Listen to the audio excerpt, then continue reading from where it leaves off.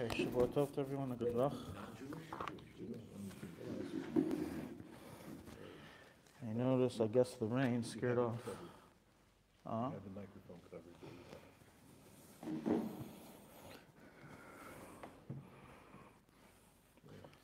I guess the rain scared off a lot of store owners, because I noticed most of the stores in Yerushalayim are still closed. So this it says, the store owners aren't even willing to get up and open their stores during rain, but Baruch Hashem, we have a class learning Torah, everyone's up, so that emphasizes the words of King David. Okay, before we begin, I want to make a correction from last week, from Tuesday night's class. I'll probably repeat it again Tuesday night if we have a different crowd. And that is that we mentioned regarding buying vessels for Pesach, buying new vessels and having beautiful vessels available. So I mentioned that even chametz vessels that are gold and silver you can have around for the purpose of beautifying the house. So there's a correction to that, and it's as follows. There's three things. Number one, clearly a person is to have all his beautiful vessels out on the night of the Seder. Okay, that's number one. Number two, chametz vessels have to be all put away. I mean, all vessels that were used with chametz and were not kashered, meaning assuming it has to be put away. We did mention this, locked up and the key gotten rid of, just hidden from sight. Then the Alte mentions that in order to beautify the day, you can even have the vessels of a guy. Did your sound off? Huh? You cut the sound off of the machine? Oh. We can even have the vessels of a guy on the table. And this is referring to a mashkin. Let's say I lent a guy money, $1,000, and in exchange I took a few silver goblets, so I'm allowed to have that on the table. So while it's not explicit there, you have to say the intent there is that it's referring to non-chametz vessels, obviously, because if we require chametz vessels to be locked up and the key put away because you may come to use it, then probably we would assume the same here. So bottom line is that chametz vessels, no chametz vessels can be on the table ever, even for beauty purposes. But nonetheless, we say that you can even use a mashkin of a guy for this purpose in order to beautify the Seder. Okay, we're continuing from where we left off last week. We're up to chapter 431. We're doing a series of simanim chapters that deal with bedikas chametz. In the book, it goes through chapter 4 and chapter 3. First chapter 4 and then chapter 3 in the order of the chapters. Last week we explained in length the background of bedikas chametz and why it is done. And in short, what we explained is, which is very important to know, because there will be various ramifications that we will learn about, and that is that bedikas chametz is a biblical requirement only in a case that you don't plan on relinquishing ownership from your chametz. But if you do plan on relinquishing ownership from your chametz, which is usually the status quo if you follow the proper order of saying kol chamira, saying bittul before Pesach, then it is only a rabbinical requirement to get rid of chametz from your home. Certainly if you plan on selling it, it is only a rabbinical requirement to check for chametz in your home. And we said that that rabbinical requirement is due to one of two reasons. The first reason is because if you have chametz all over your house, you may come to accidentally eat it. So therefore they said get rid of it. Or number two, if we rely on ownership, if it's an expensive bottle of whiskey or expensive chametz, you may not truly relinquish the ownership. So those were the two reasons why the sages said you can't rely on the biblical status and you have to go ahead and clean your home. Okay, so that's where we left off, and we're going to read again from the Chabad, chapter Taf Lamed Aleph, 4th of the night of the 14th of Nisan. Bayitkin esachametz, save that for later. Bechurin or besdakin, a person has to check all the cracks and the holes. Bechol hamakim shadech lachas shem chametz, in all the areas that it is common to enter chametz into. In chapter 433. So we'll discuss those points in length when we get chapter 433. Yizar kol adam. Now it says the Mechaber, a person has to be very careful. Shelo yatcha b'shum malacha, that he does not begin doing any work. V'lo yechal, and he doesn't eat ad sheyivdik until he does bedikas chametz. In other words, once the night of the 14th arrives, he has to be careful not to do anything else until he goes ahead and checks. Doesn't do malacha, doesn't eat.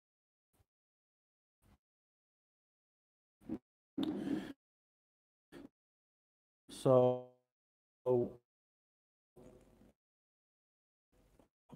we already discussed this. So therefore, you are already able to chametz and have that closed away, and you no longer have to go back and check over there. However, you can't do it with the bracha. Why? Because the bracha was only instituted on the last night, which is the night of the 14th. And that's why you go check most of your home, and it's clean from chametz, and you leave yourself only one room. A bracha will only be said in that one room on the night of the 14th. Now, arrives the night of the 14th. When it says that in the beginning of the night, what does that mean? It has to be as soon as it says chavim. Can a person daven Meirah first? Can a person have a little snack first? Let's not forget that there are some years that it's Tainas Becheres, when Pesach falls on Motzei Shabbos, then Erev Pesach is Shabbos, and we push up the fast of Becheres to Thursday. So there are people who are fasting. So can a person take a snack? Can a person eat anything? So the Alte learns like this. There's two approaches here of how to understand the takanos. In general, we have a general rule in all mitzvahs that when you have a time-dependent mitzvah, you're not allowed to do malacha or eat, like we just read here, before you do the mitzvah, because you may come to forget. We discussed this in our previous classes regarding reading Megillah, that you can't eat or drink, you can't eat beforehand, and it's the same idea here. But that's not because that if you go ahead and eat and then read Megillah, you've nullified the mitzvah of your Megillah. No, you just took a chance of forgetting, but in the end you didn't forget, so you're good. But with B'dikas Chametz, so the one way of learning, so too here, because you may come to forget, so therefore we don't let you do anything beforehand. Or we can learn that the sages enacted that as soon as the nighttime begins, that is the time that you're supposed to start the checking. That's the best time for the checking. That was the takana. Check at this time. So a person goes ahead and delays. He's not just doing something that may cause him to forget. He's actually uprooting. He's going against the takanas chachamim. He's uprooting the institution of the sages. That is how the Alte rules. The Alte holds, and so also the Mishnah Brura and others, that it is an actual obligation to check specifically immediately upon nightfall. As soon as nightfall begins, that's specifically the time that a person is to do b'dikas chametz. And if he delays it, even though he can still do it, but he's missed the main time of takanas chachamim. It's like similar to davening. If you don't daven within Zman Tefillah, so you miss the time of Tefillah the chachamim set. You still have the mitzvah of davening, but you're missing Zman Tefillah. The Gemara. A snack you can eat until nightfall, but starting a half hour beforehand, whenever we have because of you may come to forget, so starting already a half hour beforehand, we don't let you start a meal, we don't let you start a malacha, and even to learn. Alte adds, you're not even allowed to learn Torah unless you have someone to remind you. You have a shema to remind you. So that's the half hour, but once the half hour is over and we reach nightfall, everybody has to go right away and check for chametz. Therefore, also in a shul, now is not the time to talk to the Rav about your shilas. Now is not the time to talk to the Rav about selling your chametz, because he's also Jewish and he also is do b'dikas chametz exactly in Seisek Yechavim like everybody else. So everybody has to go home. There's no time for Mari, really. Though. So Ma'ariv is a big discussion, and in the poskim. And bottom line, the way our minhag is to always daven Ma'ariv first. And the reason, especially if that's when the minyan is, then everyone agrees if that's when you're in shul, that's when the minyan is. It's by Tzesek Echavim, so you daven first. And the reason for that is because we spend a lot of time on the checking, in Chabad, there's a chance you may come to forget to daven Ma'ariv. And Kriya Shema is a biblical command. So therefore, our minhag is to always daven Ma'ariv first. But yes, it is true that in the event that a person doesn't do a quick check, doesn't do a long checking, his checking is about a half hour, just looks for the 10 pieces and he's done, and he has a set minyan at 9 o'clock, then he should daven with the set minyan at 9 o'clock. After, oh. Yeah, check at night and daven with your set minyan later on.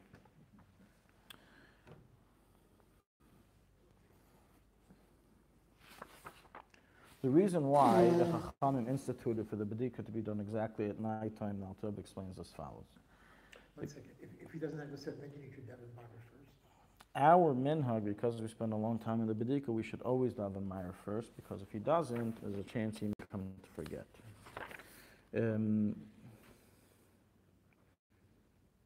That's our minhag. But according to halacha, it's dependent on, do you have a minyan right now and you won't have a minyan later on. If you have a minyan right now, we tell you to daven with the minyan.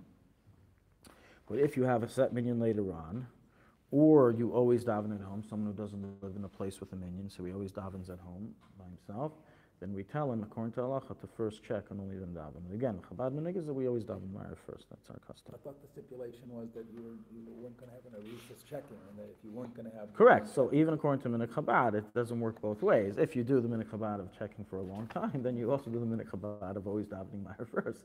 But if you're doing a quick checking, then of course it falls back to the regular halacha, in which case the person would have to daven, only daven Ma'ariv first if he's not going to have a minyan later on, or if he always davens with a minyan and today he's not going to be able to, so he's going to forget if he doesn't daven at home. But if he has a minyan later on, or he always davens at home anyways, then he would daven Ma'ariv only afterwards. So the reason Alte explains that the bedika is done immediately upon nightfall is as follows. It's based on the Gemara Pesachim. The Gemara says like this.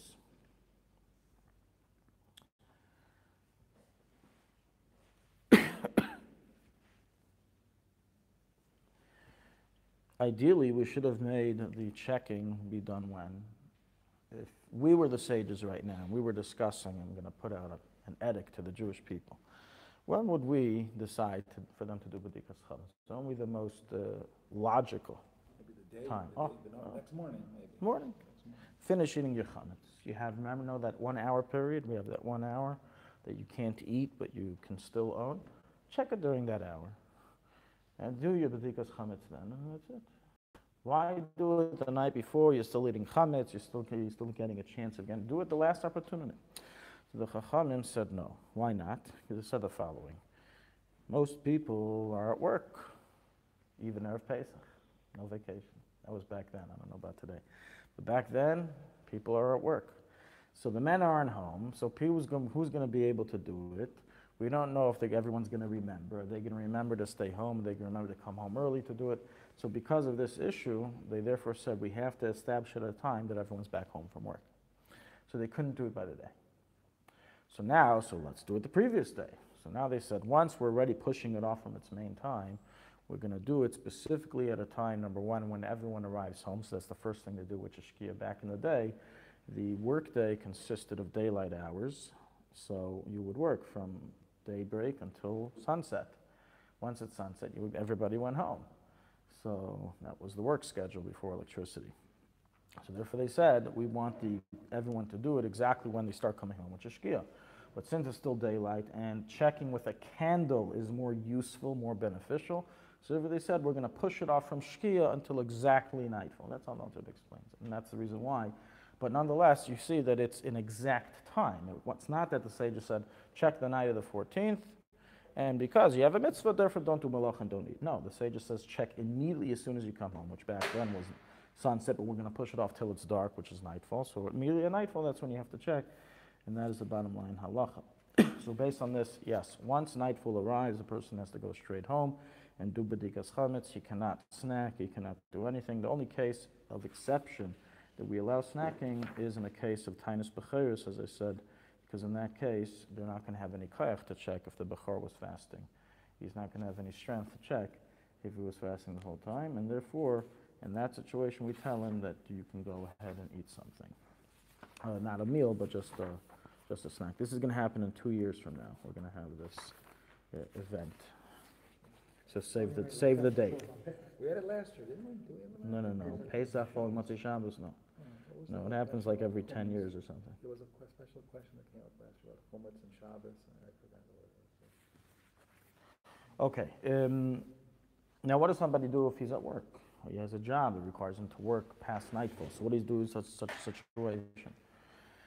So in such a situation, the poskim rule based on this ruling of the Alte that one should arrange to be, if one can't arrange to be home at nightfall, then he should appoint a shliach to do the b'dik on his behalf.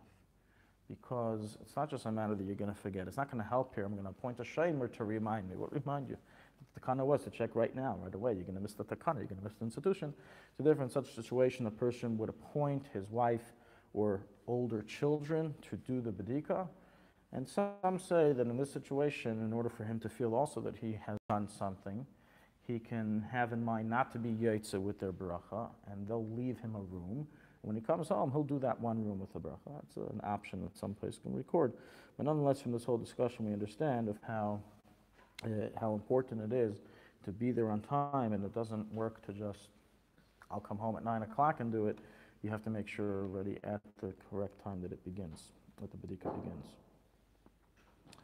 The Shloach Kaddish explains this idea, right? This is, by the way, the first Mishnah in Pesachim.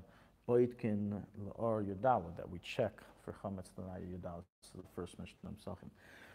So the Shloach Kaddish explains that the mystical reason why the Chachamim established for the 14th is because 14th represents that a child is now bar mitzvah. He's entered his 14th year, right? Until he reaches the start of his 14th year, meaning age 13, he doesn't have a Yetzer Hara. So when do we start checking, meaning checking the Yetzer Hara? That's from Mil Yadalit, from the moment. And when do you have to start checking? You can't wait 5 years until he patches teenagehood.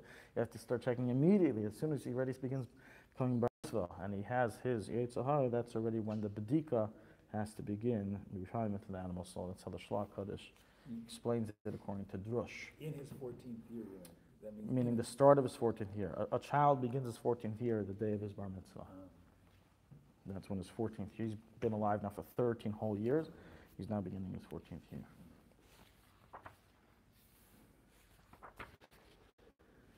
right at the 14th. Got to check his actions. You got to check his actions. Yeah. Yeah, some people, it's a chinuch lesson. Some people think that, he just became bar mitzvah, let him free, let him develop, don't be so on top, don't be so, etc. But no, the way a child is when he's 13, the way he grows, that's how the root is growing. And that's when already the bedika has to begin. That will affect later on. That's what the Shloach Kaddish is saying.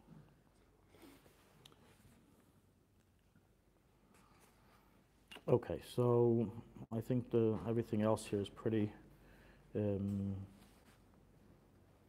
explicit. Let's see if we missed anything. Okay, I believe we covered everything here. So again, to emphasize, a shomer here does not help. A shomer here does not help because you have to check right away. So even though generally we say, just ask someone to remind you, in this case, it would not help to do so, to have a shomer. Okay, we're up to the next chapter, Siman Taf Lamed Bais, 432. We have two halachas, Bais Ifim, and they are as follows. Din Birchas B'dikas Chametz, the laws of the blessings of B'dikas Chametz.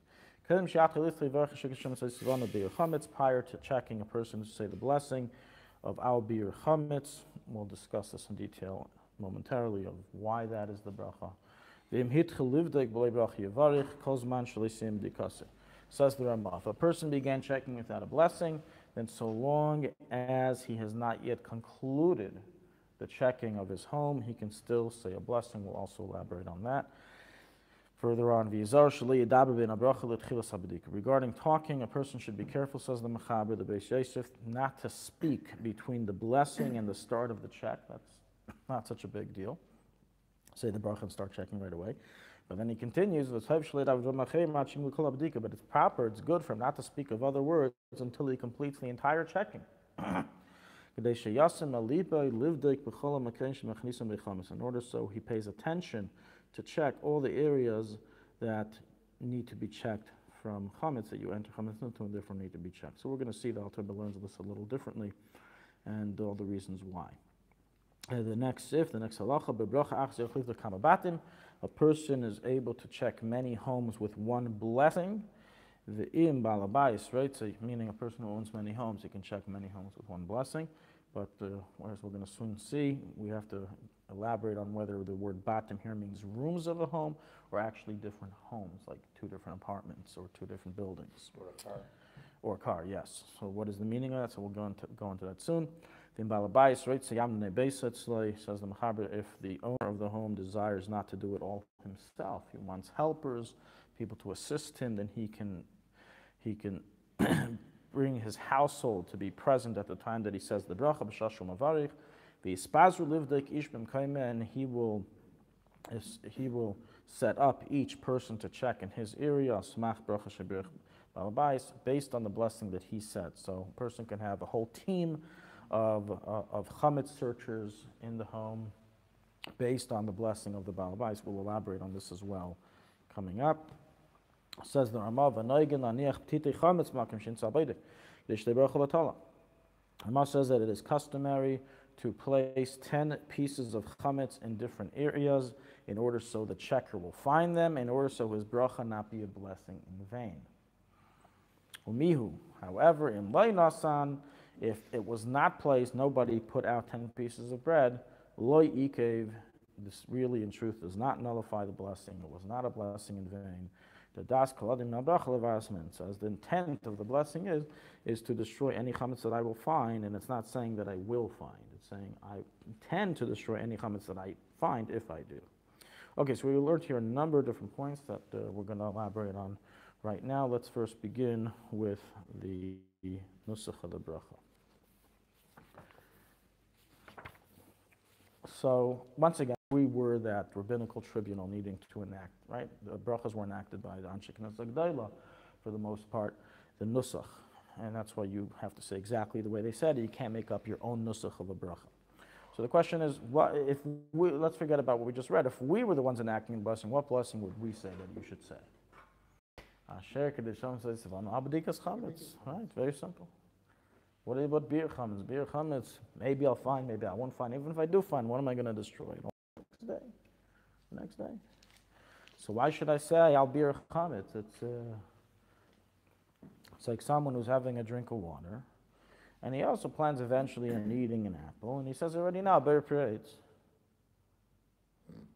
What does one do the other? So the Alte digs into this question, and he explains like this. If a person were to go ahead and check for chametz, and he checked, and he found chametz, and he left it exactly where it was. He said, sages, I did what you asked. I looked. I checked. You didn't tell me to pick it up.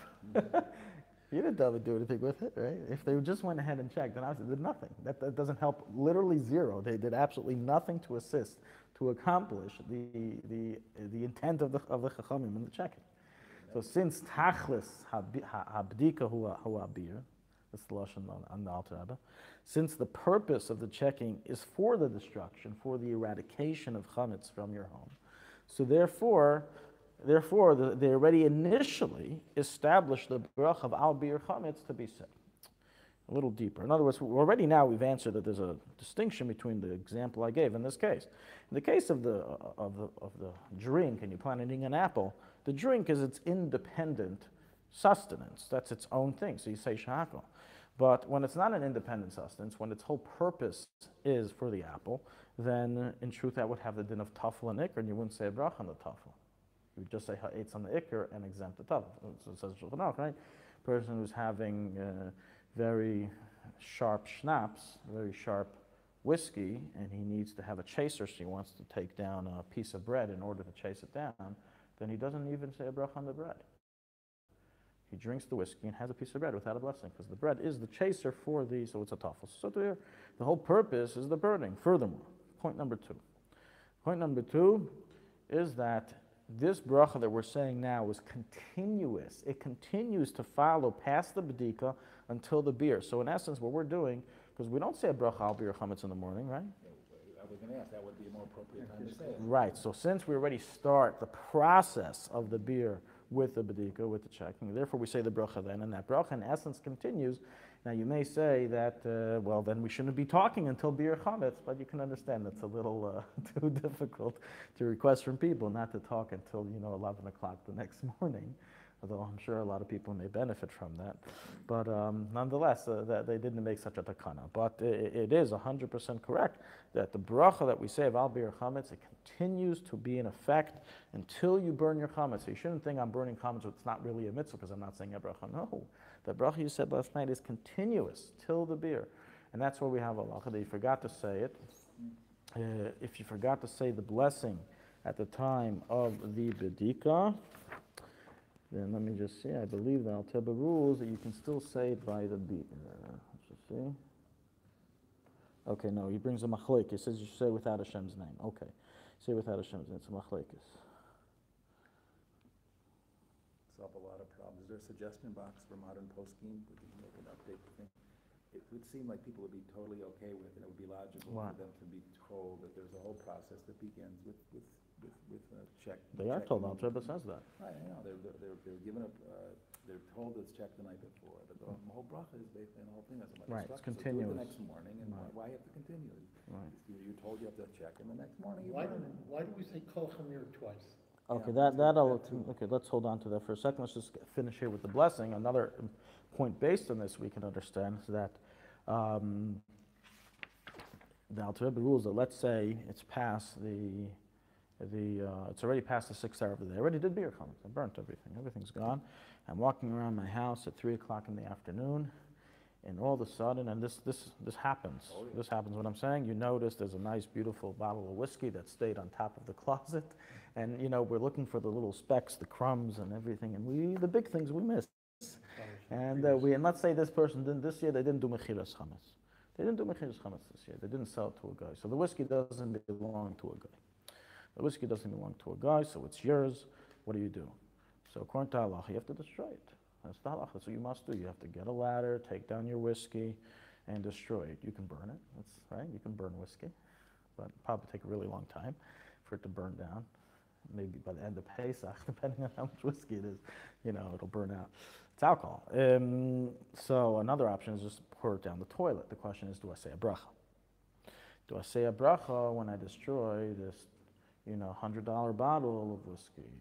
You've already said the bracha, right? Oh, so the Alte Rebbe says that the bracha you said last night of Al Bir Chametz, possibly, he uses the word possibly, continues to take effect until the nighttime of Pesach. Because it's possible that, not possible, but it's for certain that the mitzvah of thou shalt not own chametz only begins the nighttime of Pesach. That when the mitzvah do not own chametz, Ba'ir by matzah, only begins at the nighttime. Even though you can't own chametz starting from the day, and the sages added even an hour to that, so starting from the 6th hour of the day, you can't own chametz anymore. That's based on the mitzvah deraisa of tashbisu, thou shalt destroy chametz. Now the bracha for tashbisu you already made last night. So you're going to make another bracha. In other words, he says that the blessing of al bir chametz on destroying chametz is continuous throughout your destroying of chametz until the nighttime begins when you have Ba'ir by matzah. So if you found it, let's say, on the first day of Chol Hamoed, you noticed the whiskey bottle, then in that case, a person who didn't do bir chametz, he would have to go ahead and destroy it with a blessing. So he would say his bracha outside. A person who didn't do mechiras chametz would destroy it with a blessing. If there's a kazayis left, right? So outside the bathroom, he would say the bracha, then he would go and dump it in the toilet and flush it. So it doesn't extend to Chol Hamoed. It could have extended to Chol Hamoed too if they wanted. No, it doesn't, because that's when I said then the negative command begins. Then it's full force prohibition. The owning is a full force prohibition, and then already the destruction is not just due to a positive command, it's now due to 2 major negative commands. So it's considered a new. What was a bag of oatmeal? Yeah, anything. Any kazayis of oatmeal is grain. It's not necessarily chametz. It all depends on, was the oatmeal washed? If it is washed, then it's only chashash chametz. It's not for certain chametz. So if you, let's say, found a bag of wheat or a bag of flour, even if obviously more than kazayis, you shouldn't destroy it with a bracha, because we don't know for certain if it has been wetted with water and stayed for 18 minutes and therefore become chametz. So that you destroy without a bracha. Anytime we have a doubt, we destroy without a bracha. But if you know for certain, if it's cake mix or if it's something for certain that's chametz, yeah, then for sure. If it's a kazayis and you didn't do mechiras chametz, then you destroy it with a blessing of al bir chametz. Burning is best then also? Burning is the initial way of doing it. That's discussed in chapter 445, Taf Mem Hey. But if burning it's going to take a very long time, then you can choose to simply, flush it down the toilet and the like. But ideally, burning it is the best way of doing If it. you found that bag, Even if it takes time, even if it takes an hour. What if you found it on the Yontif and you know you then have to do something about it? Chol Hamoed, you can't light a fire. Right. So if you didn't do mechiras chametz and you found the mezainis during Yontif, then we rule that it's muktzah. So you have to cover it with a vessel. Obviously not a Pesach vessel. Take chad pa'ami, a disposable. Cover it until matzah Yontif, and right after Right as soon as Yontiv is over, you got to burn it. No Havdalah, right away. First thing, destroy it. Burn it or toilet it? Yeah, one or the other. Right away, you got to get rid of it. You can't delay. But not taking to the garbage, right? No. Taking to the garbage once doesn't help anything. Beer means to destroy. Garbage depositing into a garbage helps and works only until the 6th hour of the day, because then you're not destroying it, you're relinquishing ownership. That's the significance of the garbage disposal. So relinquishing ownership only helps the time that you still have ownership. Once 6th hour begins, the Torah removes your ownership. It's not yours anymore. It's also a benefit. The only way to destroy it, to remove that still connection, is by actually destroying it from the face of the earth. The fact that you don't own it doesn't cover you. No, you have to not own it out of your own initiative. But if you don't own it because the Torah prohibited a benefit and they revoked your ownership, then it doesn't help, and you have to now go ahead and destroy it. But they should start selling in stores, chametz furnace burning kits that you just throw it in, you turn it on, and it destroys the. Yeah, it just turns into ash in like 3 minutes, whatever the chametz is.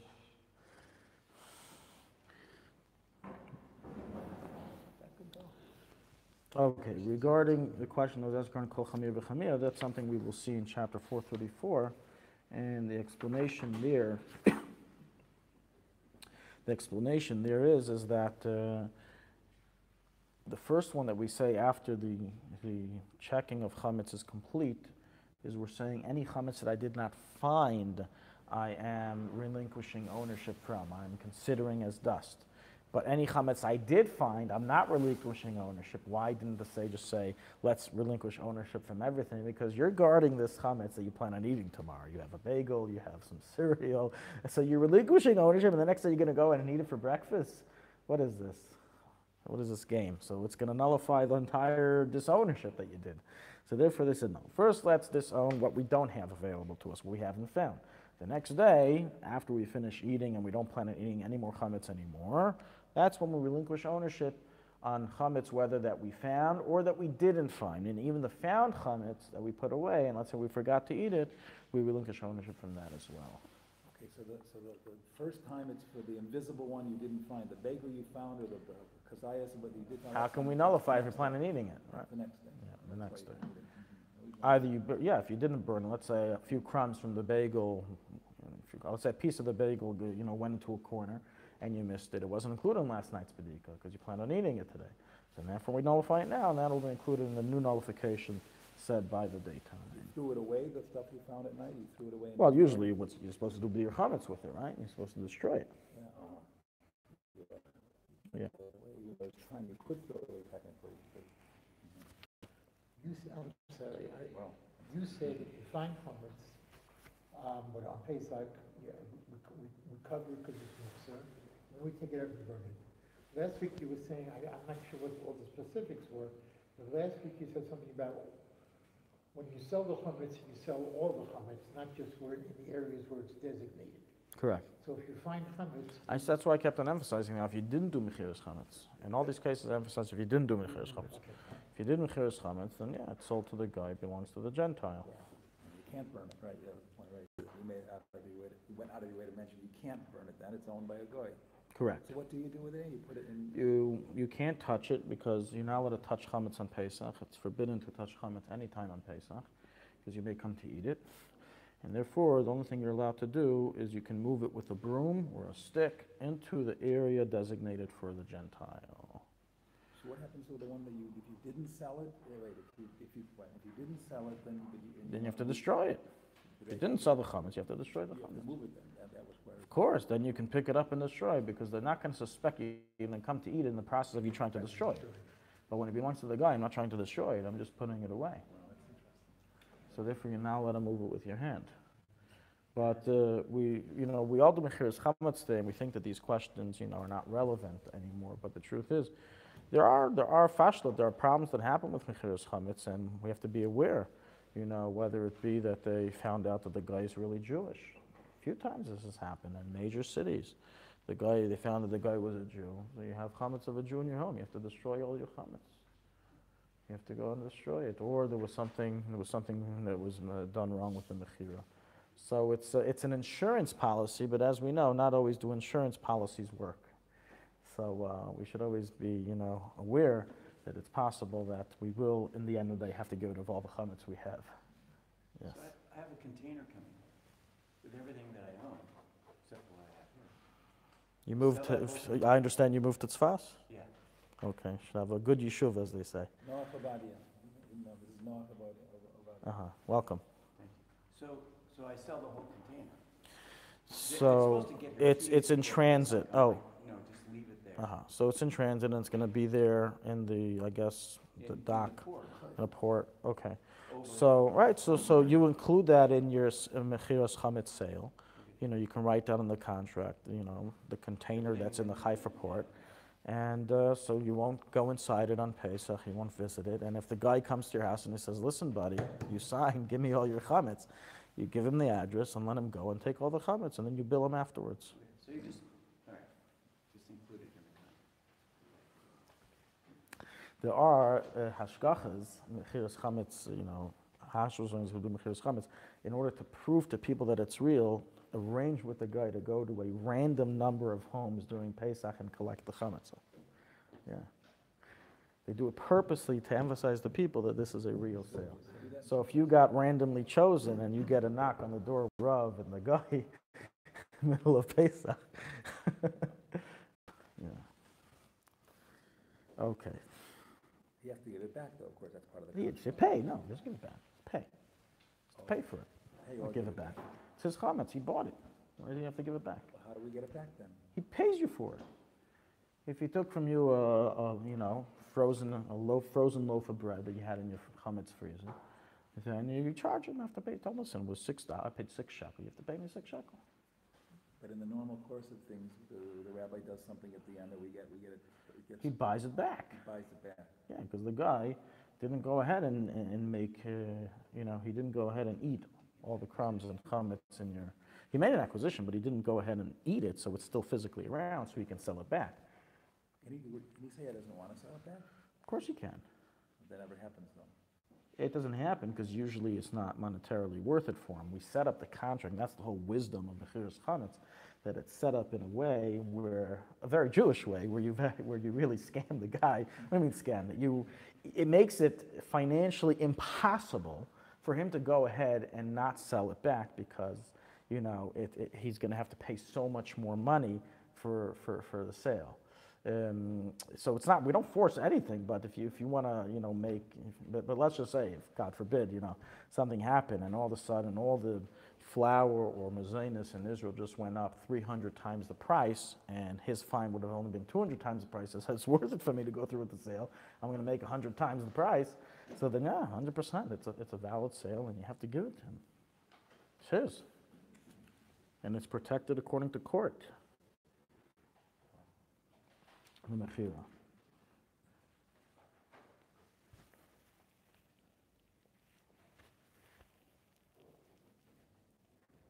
They have in some contracts of the Rabbanut contracts, that any store who sold their chametz, and if the guy wants to make due on his purchase and they refuse, there's a 100,000 shekel fine just for refusing.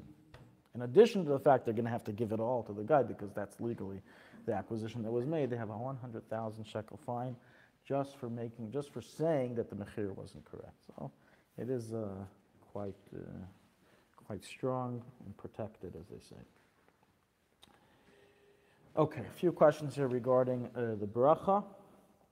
So a person doesn't own a home. He is homeless, but he lives at a home. Meaning, let's just say that he boards at somebody's house, or he is a guest for Pesach, et cetera, and the only items that he owns of his own is a few suitcases of clothing and his belongings. So does he have a mitzvah b'dikas chametz on his items, on his suitcases? And if he does, should he say a bracha? And the answer is like this. Obviously, a person has to check and clean all of his possessions that may have chametz in them, as we will define. However, a bracha is only said on a house, on an actual house. If a person doesn't have a house that he has to check for, then he cannot say the bracha. So let's say you're staying as a guest. So in that situation, you hear the bracha from the Bais, hear it from him, and then go ahead and check whatever you have to check. But if the person was not able to hear the bracha for whatever reason, or let's say he's staying by a guy, he doesn't have a room, he just has suitcases, in such a situation, then the person would not say a bracha on checking his suitcases. Only if he's checking a room or a house would a bracha actually be said. He has to check them anyway. Of course he has to check, but a bracha was only enacted on an actual home.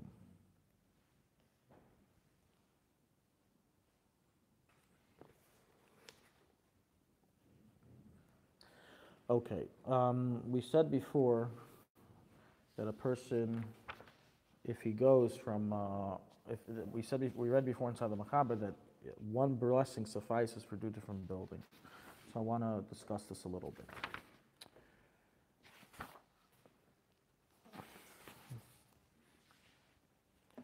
In general, we have a rule in brachas, and that is that a person is not allowed to have hesach hadas. A person is not allowed to have a removal of his mind from the blessing, as if he does, it basically cuts off the blessing and makes a new blessing be required. This is mainly implemented in the laws of Birchas Haneden. For example, I had a glass of water. I'm no longer thirsty. I decided I am no longer going to drink. I finished drinking. And 5 minutes later, I said, you know what, I'm really still thirsty again. I want to drink again.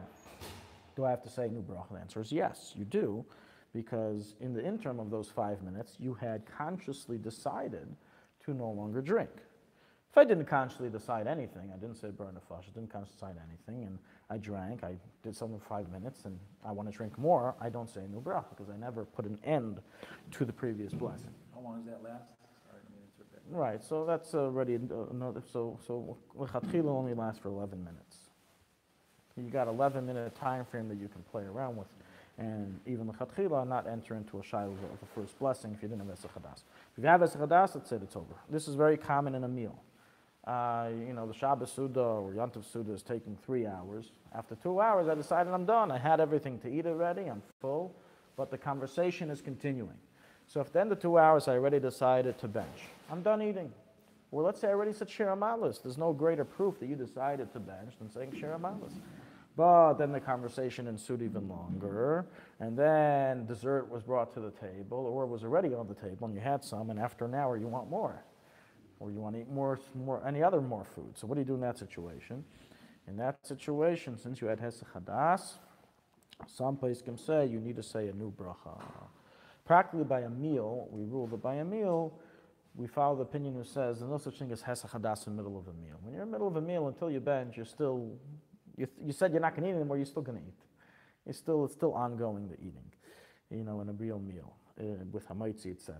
But regarding drinking, we say absolutely you have to say new bracha. So in this situation, if I want to now have another drink, I would have to say shahakol. So that's because of hesach hadas. There's another type of hesach hadas, which is called moving from one area to another. For example, I was drinking a cup of water right here, in this room, and I decided to go to the Bais Chabad and drink another cup of water. I have to say a new bracha of shahakol. Now, what if I say, but I never intended not to stop drinking anymore? In fact, even more, at the time that I said shahakol in this cup of water, I was thinking and, contemplating and imagining the delicious cup of water I'm going to be drinking the Bais Chabad in 2 more minutes. And in fact, the whole reason why I drank the water here was a preparation for the water there. Nonetheless, we say, moving areas is considered a hefsek, and you must say a new blessing. Even if you carry the cup from here? Even if you carry the cup, even if it's the same cup. In fact, even if the water is in my mouth, and I walk and have to spit it out and say no bracha. Oh, a car is its own place. So if you leave the car, go to the gas station and come back, then you have to say no bracha. Yeah. And there's the rules about whether it's in the same home or different. Oh, so this is a case where it's from building to building or outside to inside.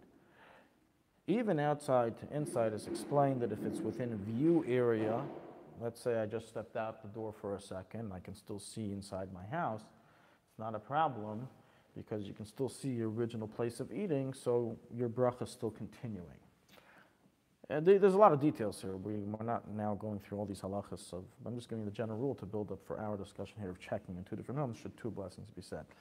Okay, but there's a lot of details mentioned. For example, by mezainis, we don't say that if you change areas by mezainis, you had a kazayis mezainis, then you still can continue eating based on that.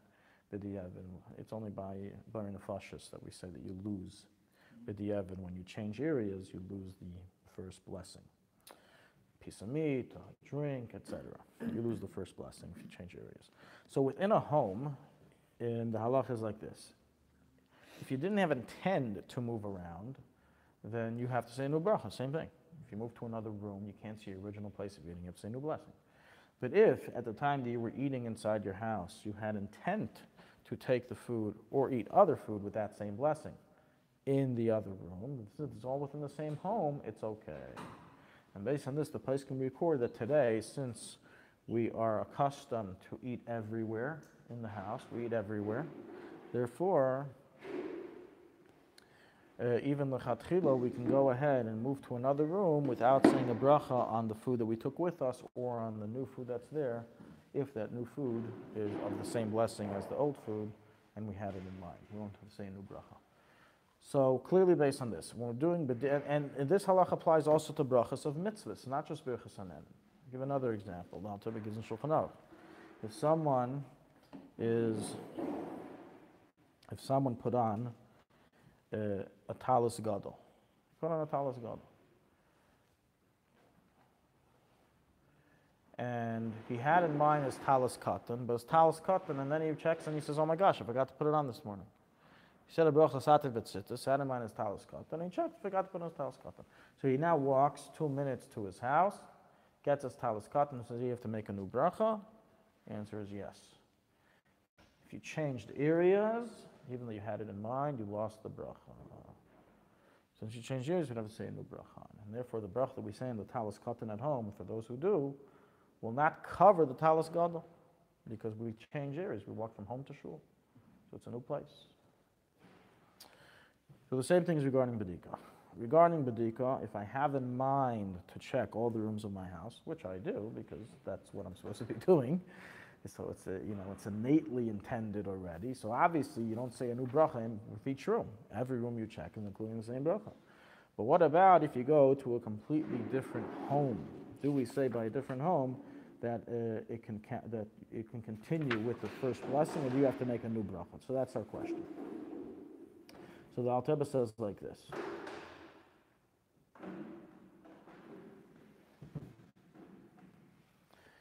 Prior to beginning the search, if let's say I said a bracha outside in my porch, I said the bracha outside my porch, from which I can't see inside my house, and then I went, I wanted to kinneret, I wanted to have lots of concentration and say with lots of Kabbalistic intents. It took me 5 minutes to finish Al Bir Chametz.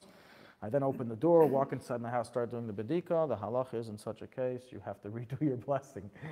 Kavanas aside, you went outside to inside or inside to outside. You couldn't see your original place when you said the bracha, so you would have to go ahead and redo the blessing because you just did a half sick. However, if I'm in one room and I go into another room, you're good because you never went inside and to outside and you had intent to go into another room.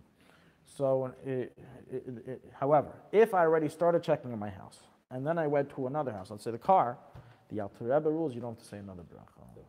From the porch, where you can't see your house, you have to before you begin checking, if you did the hefsek of going from one house to another, outside to inside, or vice versa, then a new bracha is required, because you made an interval between the blessing and the start of the checking.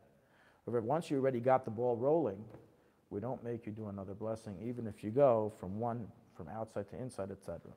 For a very simple reason. The sages enacted that you check various homes. There's no obligation to put on 2 pairs of tzitzis. There is an obligation for me to check all my property. It's all one mitzvah, check all your property. So obviously if I have 2 properties not near each other, that means I have to walk there. I mean, it's a hefsek that's part of the innate nature of the mitzvah. It's not like, a hefsek which is I decided to do. The mitzvah is obligating me to do this. So once you already start checking, it's good to go. So you can go in your car and check, go into your office and check. Anywhere you want, it's under the same bracha. Not everyone agrees to this. The Chaya Adam and others say you have to say another bracha. So this is not, this isn't a unanimous ruling. But also the Mishnah Berurah says you say another bracha when you're checking in your store. But nonetheless, this is the ruling of the Alte Rebbe, and certainly Sofik Bachas Lahakos, so another blessing will not be made when you're checking anywhere else. Is there an alternate? Doesn't matter when you're checking. Another bracha is never said. Whenever you said that first bracha and you already started checking, you're good to go. You never say another bracha. So the initial scenario that you mentioned is that you're on the porch and you said the bracha and you didn't do anything else. Exactly. If you check the porch and then you started checking inside, that's something else. But first of all, the porch doesn't need checking because birds have access to it. And if so, it's probably a bracha vatala to just check over there. So you have to go, and still it would be a problem. So unless you have a closed porch and it's really part of your house, that's something else. Okay, then the Alte Rebbe made a statement that said, the Alte Rebbe, the Mechaber made a statement that said that initially you should not speak. Initially you should not speak until you've finished completed the entire checking. So the Alte Rebbe explains like this. Before you start your checking, that's when the most severe laws of hefsek apply. Because you said a bracha and you didn't yet start your mitzvah, so you have to begin talking. But once you've started your mitzvah, once I start drinking the water, am I not allowed to speak anymore? Can you tell someone, don't talk during the meal because that's a hefsek between your bracha and your continued eating? It's a nice trick to tell someone who you don't know and you don't want to hear him talk anymore during the meal.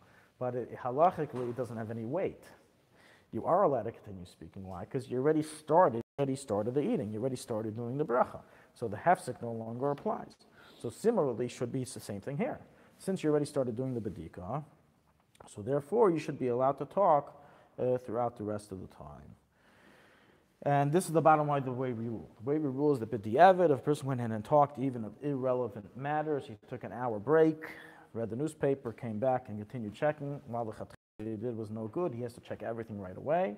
And he's not allowed to make a hefsek. B'di'evet, we don't tell him to make a new bracha because it's all considered one mitzvah.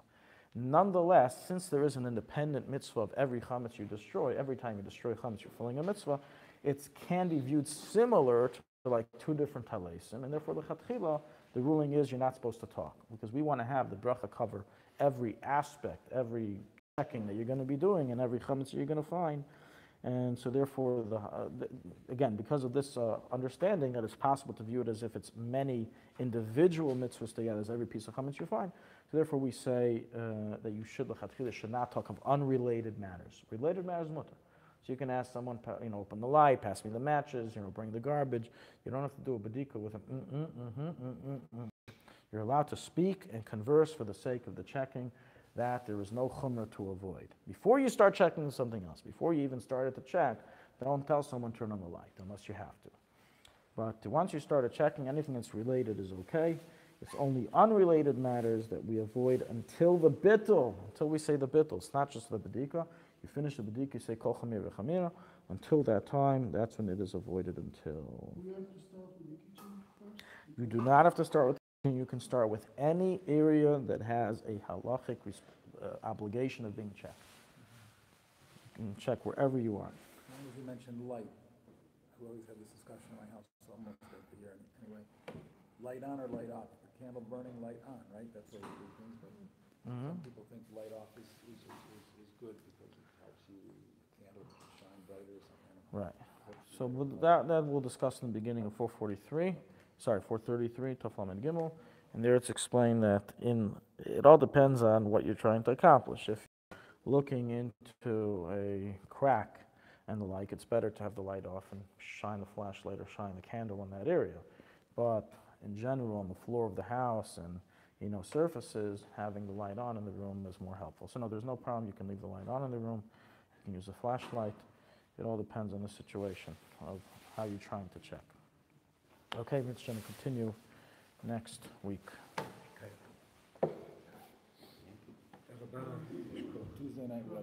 Tuesday night will be a continuation. When you get the schedule, I'll be sending you.